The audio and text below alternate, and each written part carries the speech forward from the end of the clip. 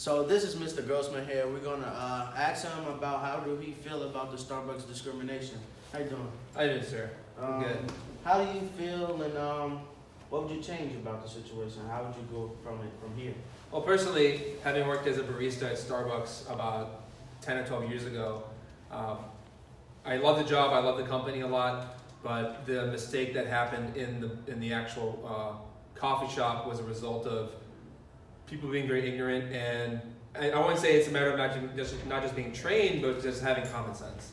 You know, it's very sad that people working for that company or the company itself would have to provide some type of training or resources to ensure that this doesn't happen again. But if that's what it takes, then that's what it takes. But personally, I find it very offensive and disgraceful. You know, having worked as a barista myself, I know. Having customers, loiter around may not be, favorable, especially when someone's closing up shop. But it doesn't give someone the right to kick them out just because they didn't buy a drink, at that point in time.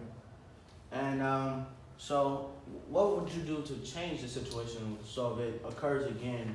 How would you know about to carry that? Well, I think what Starbucks is doing now is fine. They're actually training their employees to be more culturally responsive, and just understanding that some people may not buy a drink at may not buy a drink at after a few minutes at Starbucks, but training employees to be responsible and to understand that racism in any form is disgraceful, doesn't relate to the company's values, and to have some type of punitive measure that if people persist in those behaviors after being given warnings, or given the magnitude of what happened in that incident, simply just firing them, and then training people who know what to do and to how to, and also just a basic reminder to just have respect towards all people, regardless of race or gender or affiliation or politics. It really doesn't matter.